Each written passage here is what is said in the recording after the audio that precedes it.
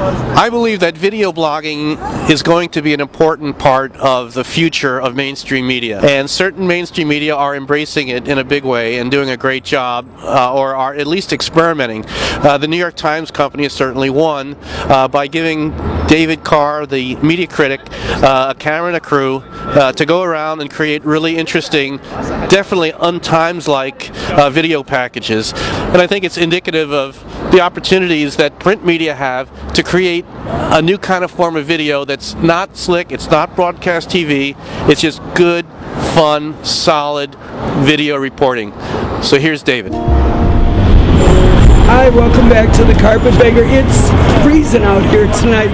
Global warming is in the hand. I've got the Carpetbagger himself, David. Congratulations on the blog. It's going great. So the look of it is not Times like the video blog, but in a way the medium has to be redefined. It's not like a CNN package or a traditional broadcast package. It's different. Video reporting or video blogging, that it's really different from a traditional news package. What are your thoughts about that?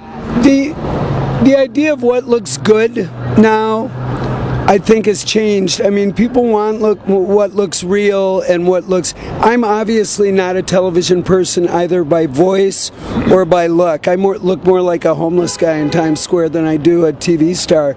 I do think that at the beginning of the year we started talking about what we would do with the Carpetbagger, and they talked about 2 cameras, more production, and I said, you know what, you improve this at your peril. Has to look natural, has to look fresh. I'm a reporter who's doing video reports. It shouldn't look any different than that. It shouldn't be any slicker, any fancier. What we try and put across in doing the video in Times Square is that this is where America meets, okay?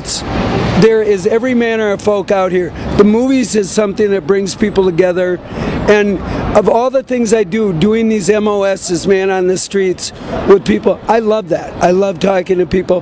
That's what people are connecting with. They don't see me as a big Oscar expert or a big movie expert. I don't think people are looking for fun, they're looking for entertainment. I think they're looking for expertise or great production values in a very secondary way on the web. Now, stepping out from what you're doing personally and creatively, do you think that video will be embraced by mainstream media, and do you think that they can succeed more broadly?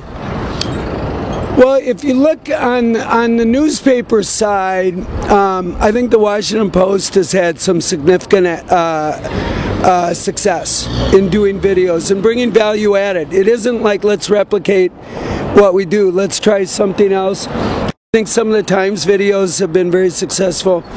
Magazines, a little less so, although there are examples. Time Out New York has real cute stuff. I've seen some sort of enthusiast sites for like snowmobile magazines that look really good.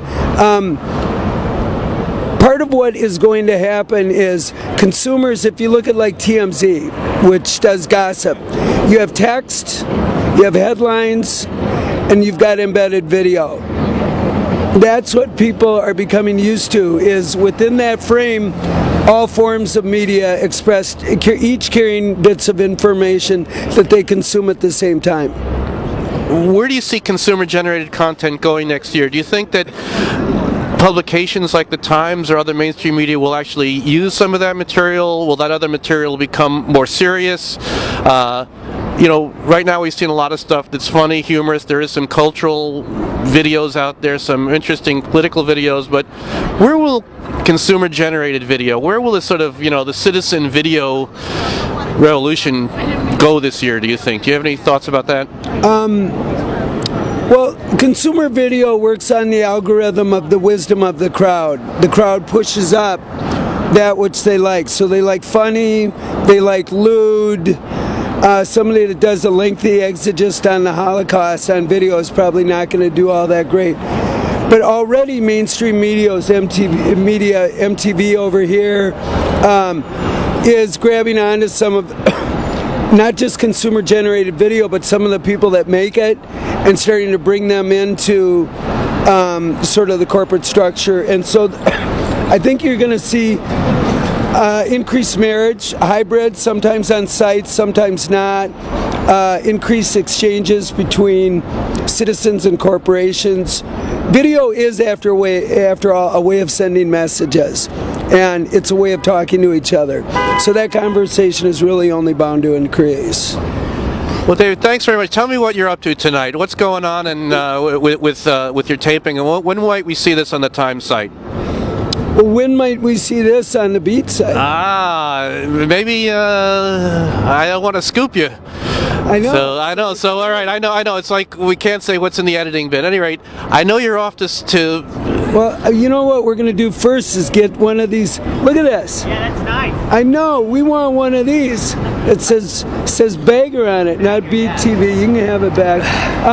We're going to National Board of Review, which is over at Cipriani. We're going to do a little red carpet. We're going to try and sneak in there and talk to some celebrities. That's a little tougher because they're used to a very formal sort of dynamic, and they never really seem to know what to make of me. It's like, who is this guy, and is he going to hit me with the microphone? And you know, it's not Entertainment Tonight or Access Hollywood. It's right, like a little bit, you know, looking at me and going, who does his hair and makeup, you know? But the primary dynamic, sort of the ethic of the show, is we're supposed to have a good time. So we're going to go over there, we're going to take whatever's there, and then through the magic of editing, come up with a package that people will be able to tune into New York Times. And you know what? They can not only watch it, but now we've got it all set up on iTunes so you can download them all. And if you choose to get on an airplane and watch serial versions of the Carpetbagger, I don't know why you would. I wouldn't watch it with your eyes. You can. That's the thing. Is that new? I hadn't heard about that. It's brand new. It's being announced too. So we got a big news break on BTV. Oh man, I got the big scoop. Yeah. At any rate, David, congratulations on doing an amazing job and really defining what newspapers can do in terms of creating a different form of video reporting, and it's really, really good, and I wish you all the best. Great. The great thing is it's made me incredibly wealthy. I've had offers from all sorts of networks. Agents? Book deals? I'm not going to get in the middle. I'd let agents get in the middle of it. It's just, the great thing about web TV is how lucrative it is. It's just been incredible. Last week, I think I got a box of dirt for what I did, but it was a nice box of dirt. It's for the good cause. You're a pioneer, man. Congratulations. All right.